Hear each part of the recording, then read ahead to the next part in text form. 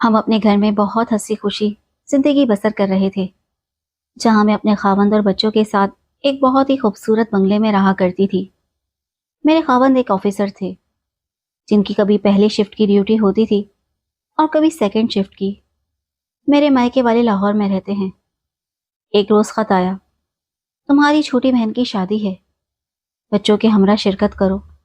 بارات لاہور سے کراچی جانی تھی۔ میں نے بچوں کی اسکول سے 15 دن کی چھٹی لی اور ہم شادی میں شرکت کرنے لاہور چلے گئے۔ 10 دن پلک جھپکتے ہی گزر گئے۔ شادی کا ہنگامہ ختم ہوا اور میں نے واپسی کی تیاری کر لی۔ ابھی میں اسٹیشن سے گھر پہنچی ہی تھی، ایک لڑکی آ گئی، خاصی خوبصورت تھی۔ وہ بے دھڑک میرے گھر میں چلی آئی تھی۔ آتے ہی نوکر کو آواز دینے لگی، بولی ارشد صاحب کہاں ہیں؟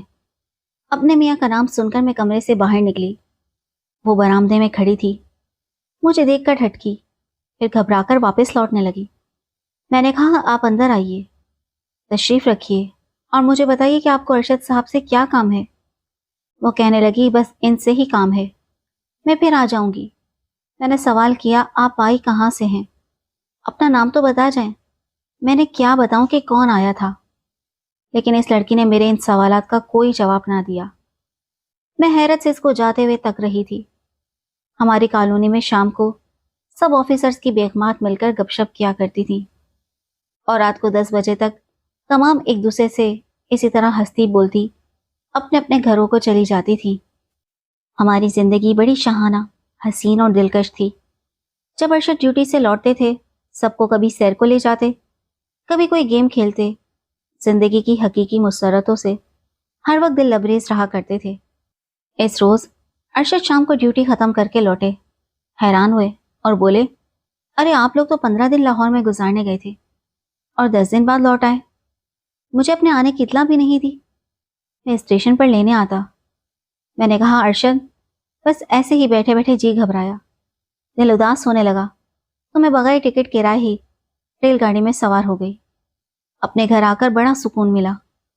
سوچا شادی کا ہنگامہ تو نمٹ گیا، اب 5 دن خواہ وہاں رہنے کا کیا فائدہ ہے؟ بچوں کے اسکول کا حرج ہو رہا تھا۔ خیر، وہ ہمارے اس طرح آنے سے بھی خوش ہو گئے۔ بچے اپنے پاپا سے لپٹ گئے۔ رات کو بچے اپنے کمرے میں سو گئے اور مجھے کچھ فرصت ہوئی تو یاد آیا کہ آج ایک لڑکی ارشد کا پوچھتی ہوئی گھر آئی تھی۔ میں نے ان سے کہا نہ جانے کون تھی اور آپ سے کیا کام تھا، کچھ بتایا بھی نہیں۔ اس نے شاید کالونی میں کسی کے گھر مہمان آئے ہوں گے، ان میں سے کوئی نہ ہو۔ 4 دن گزرے، ایک صبح ارشد ڈیوٹی پر جانے کے لیے نکلے ہی تھے کہ وہ پھر آ گئی۔ آتے ہی سوال کیا ارشد صاحب کیا چلے گئے؟ مجھے ان سے ملنا تھا۔ میں اس وقت گیٹ پر کھڑی تھی، کیونکہ میں ہمیشہ ارشد کو گیٹ پر الوداع کر کے خود گیٹ بند کیا کرتی تھی۔ میں نے اس روز بھی پوچھا آپ کون ہیں اور کس کے گھر سے ہیں اور آپ کو ارشد سے کیا کام ہے، لیکن اس نے مجھے کچھ نہ بتایا۔ لڑکی نے ان سوالات کا جواب دینے کے بجائے صرف اتنا کہا میں چلتی ہوں، مجھے جلدی ہے، اور وہ گیٹ ہی سے واپس چلی گئی۔ اب میں کچھ ششو پنج میں پڑ گئی۔ آخر یہ کون ہے؟ اس کو میرے خاوند سے کیا کام ہے؟ نام بھی نہیں بتاتی۔ میں نے سمجھا میرے خاوند آفیسر ہیں اور یہ ضرورت مند ہوگی، کوئی کام ہوگا، کسی مشکل میں گرفتار ہوگی، مجھے بتانا نہیں چاہتی ہوگی۔ رات کو میں نے ارشد سے اس کا ذکر کیا تو وہ کہنے لگے میری جان آپ بھی کمال کی ہیں، ہمیشہ ادھوری بات کرتی ہیں، کم از کم اس سے معلوم تو کیا ہوتا کہ وہ کس گھر سے آئی تھی۔ اچھا، آج میں صبح ہی شفٹ میں جا کر پوچھوں گا کہ مہمان کس کے یہاں آئے ہوئے ہیں۔ دن کے 2 بجے ارشد نے آ کر کھانا کھایا اور خود ہی مجھے بتایا کہ میں نے تو سب سے پوچھ لیا ہے کہ آپ کے گھر کوئی مہمان تو نہیں آئے، مگر کسی نے بھی ہاں میں جواب نہیں دیا۔ شاید وہ کہیں باہر سے آئی ہوگی۔ خیر اب آئے تو نام معلوم کر لینا۔ اس کے بعد کافی دن گزر گئے اور میں اس لڑکی کو بھول گئی کہ ایک دن وہ اچانک دوپہر کو پھر آ گئی۔ اس روز میرے شوہر شہر سے باہر کسی کام سے گئے ہوئے تھے اور وہ ڈیوٹی پر بھی نہیں گئے تھے۔ میں نے اپنے بیٹے کو اشارہ کیا کہ جا کر گیٹ کو تالا لگا دو۔ اس نے آتے ہی سوال کیا ارشد صاحب کہاں گئے اور کب آئیں گے؟ اس بار میں نے کچھ سختی سے کہا جب تک مجھے اپنا نام پتہ نہیں بتاؤ گی میں تمہیں کچھ نہ بتاؤں گی۔ اس پر وہ واپس جانے لگی۔ لیکن گیٹ پر تالا دیکھ کر پریشان ہو گئی۔ اب میری باری تھی۔ میں نے کہا تم جانتی ہو میں کون ہوں؟ میں ارشد کی بیوی ہوں، اور یہ گھر جہاں تم کھڑی ہو میرا ہے۔ آخر تمہیں ارشد سے کیا کام ہے؟ آخر تم کیا چاہتی ہو؟ وہ بولی، میں صرف ارشد صاحب سے ملنا چاہتی ہوں، کام بھی انہی کو بتاؤں گی۔ آخر کیا؟ کون سا ضروری کام ہے جو مجھ سے راز بنا کر چھپا رہی ہے؟ یہ اپنے خاوند سے پوچھنا کہ میں کون ہوں اور مجھ کو ان سے کیا کام ہے۔ میں نے کہا میں نے ان سے پوچھا تھا، لیکن وہ تم کو جانتے نہیں ہیں تو کیا بتائیں گے؟ کہنے لگی وہ مجھے جانتے ہیں اور بہت اچھی طرح جانتے ہیں۔ میں نے کہا بکواس نہ کرو، یوں گھر میں چلی آتی ہو جیسے تمہارا گھر ہو، پھر مجھ کو پریشان کر کے چلی جاتی ہو۔ آج تو میں گیٹ نہیں کھولوں گی جب تک کہ مجھ کو تم اصل بات نہیں بتاؤ گی۔ غصے میں لال پیلی ہو گئی، کہنے لگی ہٹ جاؤ میرے راستے سے، جو میں کہوں گی سن نہ سکو گی۔ میں نے کہا کیوں نہیں سن سکتی؟ مجھے حوصلہ ہے سننے کا، تم کہو تو صحیح۔ تو سنو، تمہارے خاوند نے مجھ سے شادی کا وعدہ کیا ہے اور وہ مجھ سے شادی کرنا چاہتے ہیں۔ میں حیران رہ گئی۔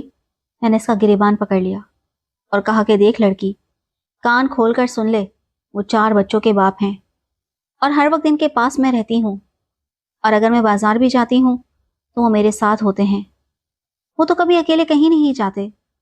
تو کیسے کہہ رہی ہے کہ وہ تجھ سے ملتے ہیں اور شادی بھی کرنے والے ہیں؟ کافی تکرار کے بعد میں اپنا غصہ ضبط نہ کر سکی اور میں نے اس کے منہ پر 2 تھپڑ رسید کر دیے۔ اس کے تو ہوش اڑ گئے اور وہ رونے لگی۔ میں نے کہا خاموش رہو، تم میرے خاوند کو بدنام کر رہی ہو، اس 4 بچوں کے باپ کو رسوا کرنے پر تلی ہو۔ وہ ایک بڑے آفیسر ہیں اور یہ ان کی نوکری کا معاملہ ہے، ان کے کریئر پر کیا اثر پڑے گا یہ تم نہیں جانتی۔ اس پر اس نے کہا مجھے تو وہ کہتے ہیں کہ میں تم سے شادی کروں گا، چاہے اس کے لیے مجھے یہ نوکری ہی کیوں نہ چھوڑنی پڑ جائے۔ خیر، میں کتنی دیر کسی جوان لڑکی کو اپنے گھر میں قید رکھ سکتی تھی؟ میں نے بالآخر گیٹ کا تالا کھول دیا اور وہ چلی گئی۔ جب ارشد گھر آئے تو ان کا موڈ کچھ خراب تھا۔ بچوں سے پوچھا کیا کوئی یہاں آیا تھا؟ انہوں نے سارا واقعہ اپنے پاپا کو سنا دیا۔ وہ تو جیسے آگ بگولا ہو گئے، کہنے لگے عالیہ یہ تم نے اچھا تماشا نہیں کیا، اب تم گھٹنوں میں سر دے کر روگی۔ اس کے اگلے دن انہوں نے نوکری سے استعفیٰ دے دیا۔ اس کے بعد وہ کراچی چلے گئے۔ واپس آ کر انہوں نے مجھے اور بچوں کو میرے ماں باپ کے گھر چھوڑا اور خود سعودی عرب چلے گئے۔ ان کو گئے ہوئے 4 سال ہو چکے ہیں۔ انہوں نے پلٹ کر ہماری خبر بھی نہیں لی۔ اب بچوں کا یہ حال ہے کہ وہ نہ پڑھتے ہیں اور نہ ہی کوئی کام کرتے ہیں۔ ایک بیٹا 2 مرتبہ فیل ہو چکا ہے، تیسرے نمبر والا ہمیشہ کلاس میں فرسٹ آتا تھا، وہ بھی فیل ہو گیا ہے۔ چھوٹا 5 سال کا ہے، مگر وہ کسی قیمت پر اسکول نہیں جاتا۔ میں بہت بیمار رہنے لگی ہوں۔ ارشد کو سعودی عرب خط لکھ کر تھک گئی ہوں، کوئی جواب نہیں ملا۔ اللہ کا شکر ہے مجھے انہوں نے ابھی تک طلاق نہیں دی، لیکن اب تک مجھے یہ پتہ نہیں چلا کہ وہ لڑکی کون تھی اور جو کہتی تھی سچ کہتی تھی یا غلط، اور یہ کہ ارشد نے اس سے دوسری شادی تو نہیں کر لی۔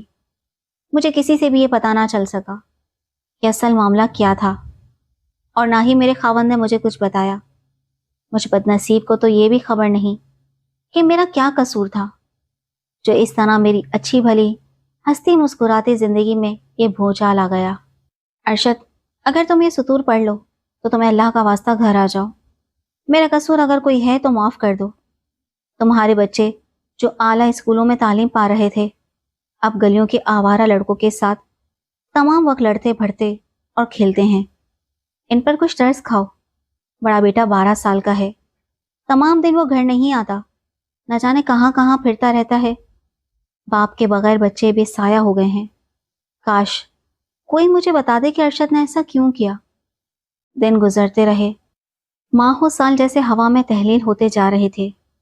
عالیہ کی آنکھوں میں ہر وقت ایک ہی سوال گردش کرتا، آخر اس نے ایسا کیوں کیا؟ 4 سال بیت گئے۔ عالیہ کے بالوں میں چاندی کی چمک نمایاں ہو چکی تھی، چہرے پر فکروں کی لکیر گہری ہوتی جا رہی تھی۔ بچوں کی حالت ایسی تھی جیسے باغ کا مالی برسوں غیر حاضر رہا ہو۔ ایک دن وہ بیٹھی پرانے خطوط کو ترتیب دے رہی تھی کہ ارشد کی لکھی ایک پرانی ڈائری ہاتھ لگ گئی۔ اس کی ہمت نہ تھی کہ پڑھے، مگر دل بے چین تھا۔ اس نے تھر تھراتے ہاتھوں سے پہلا صفحہ کھولا۔ عالیہ، مجھے معاف کر دینا۔ جو کچھ ہوا میں کبھی زبانی نہیں کہہ پایا، اس لیے یہ لفظوں کا سہارا لے رہا ہوں۔ وہ لڑکی نائلہ تھی، میری انڈر کور ڈیوٹی میں مددگار، ایک خاص کیس پر کام کر رہی تھی۔ ہم نے دشمن ملک کی ایک سازش کو بے نقاب کرنا تھا اور اسے اپنا کردار نبھانا پڑا۔ جب وہ تمہارے پاس آئی، وہ دراصل ہمارے مشن کا حصہ تھی۔ اس کی باتیں اور رویہ، یہ سب ایک ڈرامہ تھا جس کی تمہیں کانوں کان خبر نہ تھی، مگر تم نے اس پر ہاتھ اٹھایا۔ وہ ہماری مہم کے لیے خطرہ بن گئی۔ حکام نے فیصلہ کیا کہ میں غیر ملکی مشن پر چلا جاؤں۔ تبادلہ، استعفیٰ، سعودی عرب کا سفر، سب ایک مجبوری تھی۔ میں تمہیں کچھ نہ بتا سکا کیونکہ قسم دی گئی تھی۔ عالیہ کی آنکھوں سے آنسو بہنے لگے۔ وہ دم بخود تھی، اس کا دل چاہا کہ چیخ چیخ کر کہے، ارے یہ سب تو مجھے بتا سکتے تھے، میں انتظار میں مر گئی۔ اسی رات دروازے پر دستک ہوئی۔ بچے کھیل رہے تھے، عالیہ نماز میں مصروف تھی۔ بڑے بیٹے نے دروازہ کھولا۔ سامنے ایک شخص کھڑا تھا، تھکا ہارا، گرد آلود، مگر آنکھوں میں نرمی تھی، وہی پرانی شفقت۔ پاپا! بچے نے چیخ مار کر صدا دی۔ عالیہ سجدے سے اٹھی جیسے وقت تھم گیا ہو۔ ارشد کھڑا تھا۔ عالیہ کی آنکھیں برسنے لگی۔ آپ آ گئے؟ آواز میں شکوہ تھا مگر ساتھ ہی سکون بھی۔ ارشد نے آہستہ سے کہا، ہاں بہت دیر کر دی، مگر دل میں تم ہی تھے، تمہارے بچے، تمہارا عکس، ہر سانس میں، ہر نماز میں۔ عالیہ نے سر جھکا لیا، وہ کچھ بول نہ سکی۔ ارشد آگے بڑھا اور کہا، اگر اجازت ہو تو دوبارہ تمہارے دل میں جگہ بنا لوں۔ عالیہ نے بچوں کی طرف دیکھا جو خوشی سے ایک دوسرے کو گلے لگا رہے تھے۔ وہ جانتی تھی یہی لمحہ تھا، وہ نرمی، وہ احساس جو برسوں سے کھو گیا تھا، واپس لوٹ آیا تھا۔ ارشد نے اپنی نوکری دوبارہ جوائن کی اور اس بار انہوں نے اپنا تبادلہ لاہور کروا لیا تاکہ خاندان کے قریب رہ سکیں۔ وہ لڑکی نائلہ اب ملک چھوڑ چکی تھی، مشن مکمل ہو چکا تھا، راز افشا ہو چکا تھا۔ عالیہ نے بچوں کو دوبارہ اسکول میں داخل کروایا۔ بڑا بیٹا جو آوارگی کی راہ پر تھا، والد کے آنے سے سنبھل گیا۔ جو ہمیشہ پہلے فرسٹ آتا تھا، اب دوبارہ کتابوں کی طرف مائل ہونے لگا۔ چھوٹے بیٹے کو بھی اب کوئی خوف نہیں تھا۔ ماں کی مسکراہٹ نے سب کا اعتماد بحال کر دیا تھا۔ ایک دن شام کو جب سب گھر والے چائے کے گرد بیٹھے تھے، ارشد نے عالیہ کا ہاتھ تھام کر کہا، میں نے تم سے پہلی بار بھی محبت کی تھی، آج پھر وہی محبت دل میں ہے۔ اگر تم نے معاف نہ کیا تو یہ زندگی بیکار ہو جائے گی۔ عالیہ نے دھیرے سے کہا، جب محبت سچی ہو تو معاف کرنا آسان ہو جاتا ہے، بس اب چھوڑ کر کبھی مت جانا۔ اور یوں ان کی زندگی میں پھر سے بہار آ گئی۔ وہ گھر جو ویران ہو چکا تھا دوبارہ کہکہوں سے گونجنے لگا۔ محبت، قربانی اور صبر کا پھل انہیں مل گیا۔